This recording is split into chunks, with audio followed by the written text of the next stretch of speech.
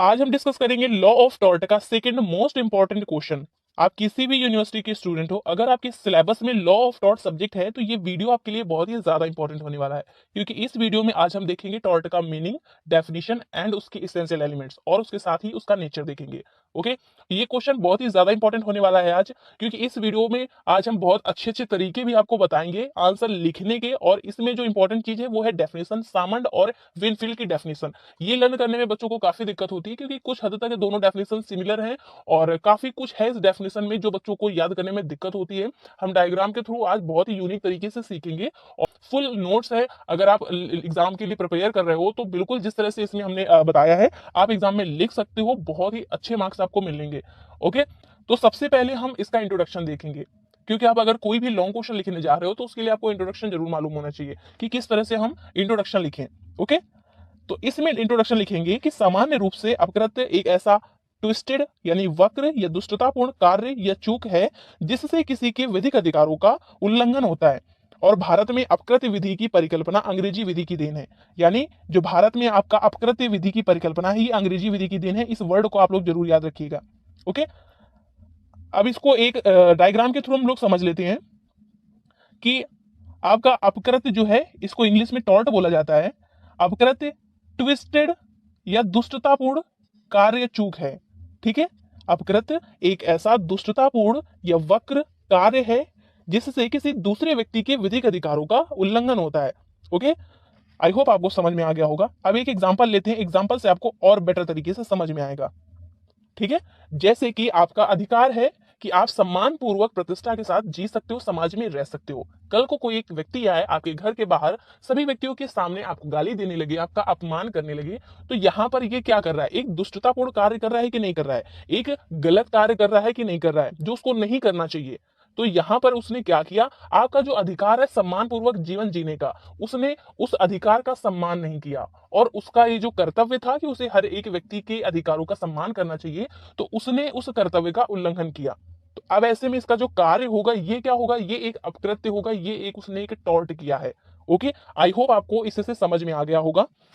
और इसके लिए जो वादी है जिसके विधिक अधिकारों का उल्लंघन हुआ है वो न्यायालय में जा सकता है, और उसको जो इससे क्षति हुई है, जो नुकसानी हुई है, उसके लिए वो न्यायालय से रेमेडी प्राप्त कर सकता है कि जो अपकृत्य करता है, जिस व्यक्ति ने उसके विधिक अधिकारों का उल्लंघन किया है, उससे वो रेमेडी प्राप्त कर सकता है। ओके, अब इसके आगे हम देख लेते हैं इसका मीनिंग। मीनिंग क्या है कि जो आपका अपकृत्य है इसको अंग्रेजी में बोला जाता है टॉर्ट। यानी अपकृत्य अंग्रेजी भाषा के शब्द टॉर्ट का हिंदी अनुवाद है, और ये जो टॉर्ट है आपका ये लैटिन भाषा के टॉर्टम शब्द से लिया गया है। ओके, अपकृत्य अंग्रेजी भाषा के टॉर्ट का हिंदी अनुवाद है, और ये टॉर्ट वर्ड आपका लैटिन भाषा के टॉर्टम शब्द से लिया गया है।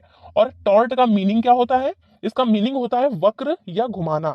ओके, इसका मीनिंग आप लोग याद रखिएगा, एग्जाम में इस तरह से लिख दीजिएगा। वैसे ये डायग्राम नहीं लिखना है, ये तो मैंने सिर्फ याद करने के लिए आपको बनाया है। ठीक है, अब इसका एग्जाम में हम कुछ इस तरह से इसका आंसर लिखेंगे कि अपकृत शब्द अंग्रेजी भाषा के टॉर्ट या रॉन्ग शब्द का हिंदी अनुवाद है, और टॉर्ट लैटिन भाषा के टॉर्टम शब्द से लिया गया है, और जिसका अर्थ होता है वक्र करना या घुमाना। अर्थात अपकृत्य एक ऐसा कार्य है जो विधिपूर्ण ना होकर के अविधिपूर्ण हो। यानी जो अपकृत्य है आपका ये लीगल ना होकर के इलीगल कार्य है। ठीक है, जो सीधा ना होकर के घुमावदार, या जो सीधा ना होकर के घुमावदार हो, और जो सद्भावपूर्ण ना होकर के दुर्भावपूर्ण हो। ओके, समझ में आ गया आप लोगों को? ओके, अब इसके आगे बढ़ते हैं। इसके आगे क्या है कि अपकृत्य विधि जो है आपकी, ये अपकृत्य अपकृत्य विधि विधि की वह शाखा है जो विभिन्न अपकृत्यों से संबंधित होती है। ओके, जो आपकी अपकृत्य विधि है, लॉ ऑफ टॉर्ट, ये विधि की वह शाखा है जो विभिन्न अपकृत्यों से संबंधित है। ठीक है, विभिन्न अपकृत्यों से संबंधित है, और इस विधि के अंतर्गत वे मामले आते हैं जहां एक व्यक्ति ने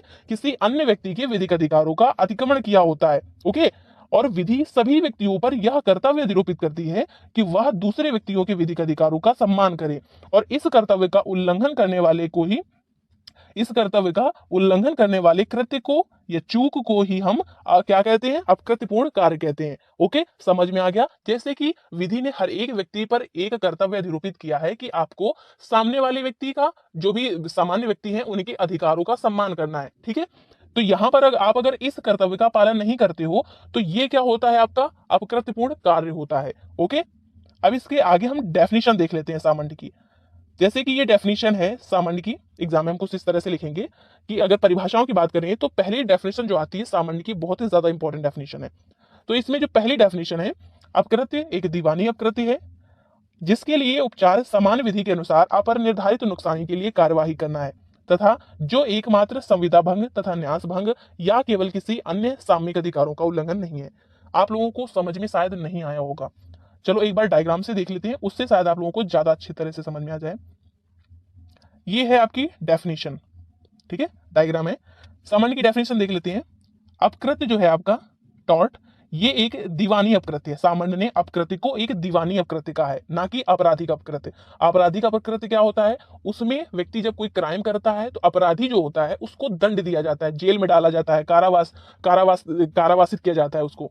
लेकिन जो अपकृत्य होता है, इसमें जो अपकृत्य करता होता है तो उस व्यक्ति को जेल में नहीं डाला जाता है, ना ही उसको सजा दी जाती है, बल्कि जो अपकृत्य करता होता है वो पीड़ित व्यक्ति को या वादी को उसको रेमेडी देता है, क्षतिपूर्ति करता है, यानी उसकी भरपाई करता है। आगे समझ में। तो सामान्य ने अपकृत्य को एक दीवानी अपकृत्य माना है। ओके, तो इसकी डेफिनेशन हम कुछ इस तरह से लिखेंगे कि अपकृत्य एक दीवानी अपकृत्य है और जिसके लिए उपचार उपचार सामान्य विधि के अनुसार अपर निर्धारित नुकसानी की कार्यवाही करना है। अब आप बोलोगे अपर निर्धारित नुकसानी क्या है, यानी जैसे कि अपराध है, ठीक है, अगर आप कोई अपराध करते हो, आपराधिक विधि में क्या होता है कि जब आप कोई अपराध करते हो, सपोज चोरी करते हो, मर्डर करते हो या कुछ भी करते हो, तो उसके लिए आपको सजा क्या देनी है वो पहले से ही लिखा होता है। ठीक है, कि आपको 2 साल की सजा देनी है कि 3 साल की सजा देनी है, कि जुर्माना लगाना है, क्या करना है, कितने रुपए का जुर्माना लगेगा, ये सब पहले से ही निश्चित होता है। लेकिन अपकृत्य विधि में ऐसा नहीं है। इसमें क्या होता है कि जो आपका उपचार है या जो नुकसानी है या जो नुकसानी की कार्यवाही है वो अनिर्धारित होती है, पहले से निश्चित नहीं होती है। ठीक है, इसमें क्षतिपूर्ति दी जाती है वादी को। ओके, और दूसरी चीज क्या है कि जो सामान्य है, सामान्य ने अपकृत्य को संविदा भंग और न्यास भंग तथा सामयिक अधिकारों का उल्लंघन नहीं माना है। संविदा भंग क्या होता है, संविदा दो व्यक्तियों के बीच में या दो से ज्यादा व्यक्तियों के बीच में जो कॉन्ट्रैक्ट होता है, जो संविदा होती है, अगर उसका उल्लंघन हो जाता है तो उसको अपकृत्य नहीं माना जाएगा। न्यास भंग और इसी तरह से सामयिक अधिकारों का भंग, सामान्य ने अपकृत्य जो अपकृत्य है इसको संविदा भंग, न्यास भंग और सामयिक अधिकारों का उल्लंघन नहीं माना है। ओके, तो इससे काफी कुछ आपका क्लियर हो गया होगा। अब एक बार इसकी डेफिनेशन फिर से देख लेते हैं। अब इसको डेफिनेशन आपको बहुत अच्छे से समझ में आ गई होगी। सामान्य ने क्या कहा है कि अपकृत्य एक दीवानी अपकृत्य है। पहली बात तो ये कि अपकृत्य जो है एक दीवानी अपकृत्य है, ना कि आपराधिक अपकृत्य है। इसके आगे लिखेंगे जिसके लिए उपचार सामान्य विधि के अनुसार अपरिनिर्धारित नुकसानी की कार्यवाही करना है तथा जो एकमात्र संविदा या संविदा भंग या न्यास भंग या केवल किसी अन्य सामयिक अधिकारों का उल्लंघन नहीं है। ओके, और जैसे कि जो कह सकते हो संविदा भंग होता है, उसमें अगर जो कर्तव्य होते हैं वो सामान्य व्यक्ति के लिए नहीं होते हैं बल्कि किसी व्यक्ति विशेष के लिए होते हैं। यानी उस संविदा भंग अगर होता है तो उसमें जो कर्तव्य का उल्लंघन होता है वो सामने वाले अपने जो संविदा के पक्षकार होते हैं उसी के लिए होते हैं, उसमें अधिकार सिर्फ उसी व्यक्ति का होता है जो उसके पक्षकार होते हैं। जबकि अपकृत्य में क्या होता है, इसमें सभी व्यक्तियों के प्रति जो कर्तव्य होते हैं उनका उल्लंघन होता है। ओके, इसकी सामान्य की डेफिनेशन एक बार आप वीडियो पॉज करके एक बार फिर से रिमाइंड कर सकते हो, वीडियो को पीछे करके, और जो डायग्राम हम लोगों ने देखा उससे आप लर्न करने की कोशिश करना, थोड़ा जल्दी लर्न हो जाएगा। ओके, अब इसके बाद हम विनफील्ड की डेफिनेशन देख लेते हैं। इनकी भी डेफिनेशन बहुत ज्यादा इंपॉर्टेंट है। विनफील्ड ने क्या कहा है कि अपकृत्य पूर्ण दायित्व विधि के द्वारा पूर्व निश्चित कर्तव्य भंग से उत्पन्न होता है और यह कर्तव्य समान व्यक्तियों के प्रति होता है। इसके उल्लंघन के लिए उपचार अपर नुकसानी या प्रतिकर या क्षतिपूर्ति के लिए चलाए जाने वाला वाद है। ओके, अब शायद यहां से आपको नहीं लर्न हुई होगी। अब इसका हम एक डायग्राम देख लेते हैं, इससे आपको बहुत ही इजिली लर्न हो जाएगी। विनफील्ड की जो डेफिनेशन है, तो इसमें क्या है, इसमें आपका कहा गया है कि अपकृत्य पूर्ण दायित्व, ये वर्ड आप लोग याद रखिएगा, स्टार्टिंग हमें यहीं से करनी है। ठीक है, अपकृत्य पूर्ण दायित्व विधि द्वारा पूर्व निश्चित कर्तव्य भंग से उत्पन्न होता है। यानी ऐसे कर्तव्य जो विधि के द्वारा पहले से ही निश्चित किए गए होते हैं, उन कर्तव्यों के भंग के द्वारा ही उत्पन्न होता है हमारा आपराधिक या अपकृत्य पूर्ण दायित्व। और ये जो कर्तव्य होते हैं ये सामान्य व्यक्तियों के प्रति होते हैं, किसी व्यक्ति विशेष के लिए नहीं होते हैं। जैसे कि जो संविदा होता है, संविदा का जब भंग होता है तो उसमें जो कर्तव्यों का उल्लंघन होता है किसी व्यक्ति विशेष के लिए होता है, यानी जो उस संविदा के पक्षकार होंगे सिर्फ उन्हीं के प्रति कर्तव्यों का उल्लंघन होता है। जबकि आपका टॉर्ट में ऐसा नहीं होता है। टॉर्ट में सामान्य व्यक्ति यानी सभी व्यक्तियों के प्रति कर्तव्य जो होते हैं उनका उल्लंघन जब होता है तो उसी को बोला जाता है आपका अपकृत्य पूर्ण दायित्व। इतना तो आपको समझ में आ गया होगा। ठीक है। अब इसके उल्लंघन के लिए जो उपचार होता है वो अपरिनिर्धारित नुकसानी या प्रतिकर या क्षतिपूर्ति, ये आपका एक ही है। इनके लिए जो चलाया जाने वाला वाद है यही होता है आपका उपचार। ठीक है, यानी जब कोई व्यक्ति कर्तव्यों का उल्लंघन करता है तो उसके लिए जो सामने वाले व्यक्ति को उपचार होता है वो अपरिनिर्धारित नुकसानी या क्षतिपूर्ति के लिए चलाया जाने वाला वाद होता है। अब इसकी डेफिनेशन आपको बहुत ही आसानी से लर्न हो जाएगी कि अपकृत्यपूर्ण दायित्व विधि के द्वारा पूर्व निश्चित कर्तव्य भंग से उत्पन्न होता है। यानी विधि ने जो पहले से ही कर्तव्य निश्चित किए गए हैं उन्हीं कर्तव्यों के भंग से ही आपका अपकृत्यपूर्ण दायित्व उत्पन्न होता है। और यह कर्तव्य किसी व्यक्ति विशेष के प्रति नहीं होता है बल्कि सामान्य व्यक्तियों के प्रति होता है। ठीक है, और इसके उल्लंघन के लिए उपचार अपरिनिर्धारित नुकसानी या प्रतिकर या क्षतिपूर्ति के लिए चलाए जाने वाला वाद है। अपरिनिर्धारित तो आप लोगों को पहले से ही पता चल गया है क्या होता है कि जो नुकसानी पहले से निश्चित ना हो उसी को बोला जाता है अपरिनिर्धारित। और इसी के लिए जो कोर्ट में वाद लाया जाता है, केस लाया जाता है, ठीक है, तो वही होता है उपचार एक वादी को अपकृत्य के अंतर्गत। ओके, जैसे कि आप सभी जानते हो कि आपराधिक विधि जो होता है क्रिमिनल लॉ, इसमें अपराधी को सजा दी जाती है, बल्कि टॉर्ट में क्या होता है, जो वादी होता है उसके अधिकारों की पुनः स्थापना कराई जाती है।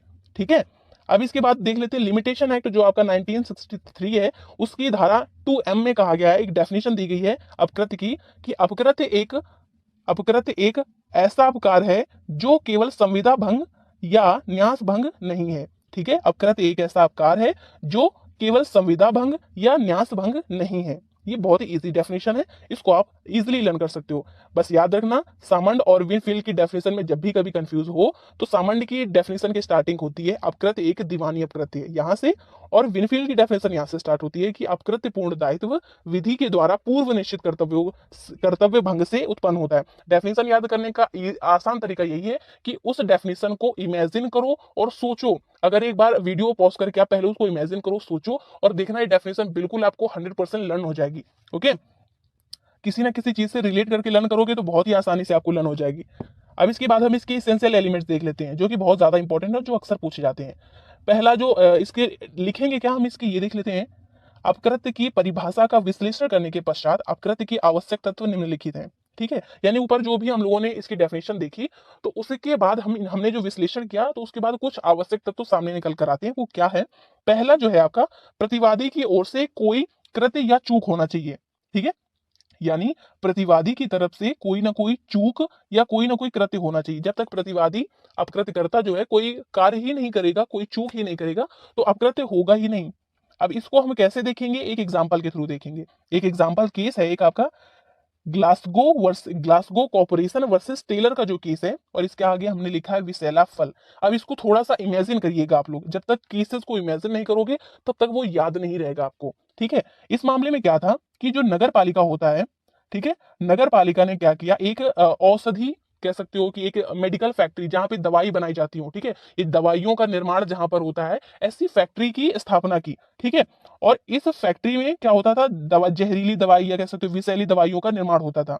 ठीक है, तो यहाँ पर नगर पालिका का यह दायित्व है कि उस दवा खाने को या दवा की जो फैक्ट्री है उसमें उचित घेराबंदी रखे, ताकि उसके अंदर जो दवा है, जो पौधे हैं, उनको कोई छू ना सके, कोई बच्चा या कोई भी व्यक्ति हो उनको खा ना सके, जिससे कि उसको कोई दिक्कत हो जाए। यहाँ पर नगर पालिका ने क्या किया, कोई भी घेराबंदी नहीं की। ठीक है, जिसकी वजह से नुकसान क्या हुआ कि एक बच्चा जो है वो आया और इसके अंदर जो विषैले फल थे, जो भी वृक्ष थे उसमें जो विषैले फल थे उसने खा लिया, जिसके बाद उसको क्या हुआ, दिक्कत हो गई। उसके बाद तो इस मामले में क्या कहा गया कि यहाँ पर जो नगर पालिका है उसका यह कर्तव्य था कि इस जो मेडिकल फैक्ट्री है या जो दवा खाना है इसकी प्रोटेक्शन, ये कह सकते हो इसको उचित घेराबंदी, इसको कवर करके रखना चाहिए था, ताकि ये दवाइयां, ये जो औषधियां हैं कोई दूसरा व्यक्ति इनका सेवन ना कर सके। छोटा बच्चा या कोई ऐसा व्यक्ति जो जानता ना उसके बारे में उसको छू ना सके, जिससे कि उसको नुकसान ही ना हो। तो यहाँ पर क्या किया इसने, ऐसा नहीं किया, यानी इसने क्या किया, अपने कर्तव्य का उल्लंघन किया और इसने चूक कर दी एक। ठीक है, आपने उसका जो कर्तव्य था उसका पालन करने में वो असफल हो गया, तो यहां पर क्या माना जाएगा, इसने एक अपकृत्य किया। ठीक है, तो पहला जो हमारा इसेंशियल एलिमेंट था ये कंप्लीट हो गया कि प्रतिवादी की ओर से कोई ना कोई चूक होनी चाहिए। जब तक उसकी तरफ से कोई गलती नहीं होगी हम अपकृत्य कैसे मान लेते हैं। ठीक है, अब इसके आगे देख लेते हैं। नेक्स्ट क्या है कि कृत्य या चूक के परिणाम स्वरूप कोई विधिक क्षति होनी चाहिए। ठीक है, यानी कृत्य या जैसे ही प्रतिवादी ने कोई कृत्य किया उसके बाद कोई ना कोई वादी को विधिक क्षति होनी चाहिए। ठीक है, उसके विधिक अधिकारों का उल्लंघन होना चाहिए। जैसे कि हम लोगों ने एक पिछले केस में देखा था, एसीबी बनाम व्हाइट के मामले में। इसमें क्या हुआ था कि उस जो वादी था उसको वोट देने का अधिकार था, लेकिन जो निर्वाचन अधिकारी था उसकी गलती की वजह से वो वोट नहीं दे पाया था। और यहाँ पर क्या हुआ, मामले में न्यायालय ने यह निर्णय दिया कि भाई हर एक व्यक्ति को जो अधिकार दिए गए हैं, अगर उसको प्रोटेक्ट करने के लिए कोई उपचार नहीं होगा तो फिर उसके ऐसे अधिकारों का मतलब ही क्या होगा। तो यहाँ पर उसके अधिकारों को मान्यता दी गई। वैसे देखा जाए आर्थिक क्षति उसको बिल्कुल भी नहीं हुई थी, यहाँ तक कि वो जिसको वोट देना चाह रहा था वो व्यक्ति जीत भी गया, लेकिन यहाँ पर उसका जो विधिक अधिकार था, वोट देने का अधिकार था, उसका उल्लंघन हुआ था। ठीक है, तो उसका जो उल्लंघन हुआ था इस वजह से यहाँ पर उसको उपचार प्रदान किया गया, क्षतिपूर्ति दिलाई गई। ठीक है, और इसके साथ जो मैंने एक केस लिखा है, ये यहाँ पर ग्लाइसेस्टर ग्रामर स्कूल का जो मामला है, इस मामले में आगे इसका एक वर्ड देख सकते हो, प्रतिस्पर्धी स्कूल। प्रतिस्पर्धी वर्ड इससे भी इतना ही लर्न कर लो, प्रतिस्पर्धी स्कूल, इस वर्ड से आपको एक केस लर्न हो जाएगा। इस मामले में क्या हुआ था कि जो वादी था, उस वादी के स्कूल के सामने एक दूसरे अध्यापक ने, दूसरे व्यक्ति ने एक स्कूल को खोल लिया। तो अब क्या हो गया, जब उसके सामने एक दूसरा स्कूल खुल गया, अब उसके बच्चे, उस स्कूल के बच्चे भी निकल के सामने वाले के स्कूल में जाने लगे, जिससे उसको दिक्कत होने लगी। और उसने क्या किया, अपनी फीस को फिर कम कर दिया। अगर फीस ना कम करता तो बच्चे उसके स्कूल से निकल जाते। अब जब उसने फीस कम कर दिया तो उसके बाद उसको काफी नुकसान हो गया, आर्थिक क्षति हो गई। तो यहाँ पर जब न्यायालय में गया वो रेमेडी के लिए, तो न्यायालय ने यह निर्णय दिया कि यहाँ पर आपके किसी विधिक अधिकार का उल्लंघन नहीं हुआ है। अगर आपके किसी विधिक अधिकार का उल्लंघन होता तभी आपको रेमेडी प्राप्त होती। ठीक है, और रही बात जो सामने उसने स्कूल खोल दिया था, तो ये कोई उसने गलत नहीं किया, उसको भी अधिकार है कि वो व्यवसाय कर सकता है। ठीक है, उसको अधिकार है, उसने कोई गलत काम नहीं किया। अब इससे आपको जो आर्थिक क्षति हो रही है तो उससे कोई मतलब नहीं है, आर्थिक क्षति को मायने नहीं रखा जाएगा, यहाँ पर विधिक क्षति यानी आपके विधिक अधिकारों का उल्लंघन हुआ होना चाहिए। ठीक है, तो अपकृत्य यही है। अपकृत्य में क्या होता है कि वादी के विधिक अधिकारों का उल्लंघन हुआ हो या उसको कोई ना कोई विधिक क्षति हुई हो। ठीक है, ये इसका दूसरा आवश्यक तत्व हो गया। नेक्स्ट इसका क्या है कि इस विधिक क्षति के उल्लंघन का उपचार अपरिनिर्धारित क्षतिपूर्ति हो। जैसे कि क्रिमिनल केसेस में क्या होता है कि अगर अपराधी जो होता है अपराध करता है तो उसके लिए उसको दंड क्या दिया जाएगा, ये पहले से ही निश्चित होता है कि उसको सजा दी जाएगी, कौन सी फांसी या जुर्माना या कितने साल की सजा पहले से ही निश्चित होता है। लेकिन अपकृत्य विधि में ऐसा नहीं होता है। इसमें जो भी विधिक क्षति हुई होती है तो उसका, उसके लिए जो व्यक्ति को उपचार दिया जाता है वो पहले से निश्चित नहीं होता है। ठीक है, तो यही है इसका आवश्यक तत्व। पहला एक बार फिर से देख लेते हैं कि इसमें प्रतिवादी की ओर से कोई कृत्य या चूक होनी चाहिए, और दूसरा क्या है कि कृत्य या चूक के परिणाम स्वरूप कोई विधिक अधिकारों का उल्लंघन होना चाहिए। ठीक है, नेक्स्ट है आपका, इस विधिक क्षति के उल्लंघन का उपचार अपरिनिर्धारित क्षतिपूर्ति होनी चाहिए, यानी पहले से ही क्षतिपूर्ति निश्चित ना हो। ठीक है, इसमें निश्चित पहले से नहीं होती है। अब इसके बाद हम देख लेते हैं लॉन्ग क्वेश्चन। अगर सॉरी लॉन्ग क्वेश्चन आएगा और उसमें अगर पूछ ले आपको एसेंशियल एलिमेंट, आवश्यक तत्व, और वो भी एक्सप्लेन में आपको लिखना हो, तो वहां पर आप क्या करोगे, इस तरह से हेडिंग्स मैंने लिख दी है, आप हेडिंग को लिखोगे और उसके अंदर आपको एक्सप्लेन करना होगा। ठीक है, इसमें इस तरह से हेडिंग लिख सकते हो कि प्रतिवादी की ओर से कोई कृत्य या चूक, नेक्स्ट आप विधिक क्षति और अपरिनिर्धारित क्षतिपूर्ति, ये हेडिंग लिख सकते हो। इसके अंदर आप एक्सप्लेन कर दो, और जो मैंने 2-3 केसेस बताए हैं आपको, आप उनको भी इसमें एक्सप्लेन कर सकते हो। ओके।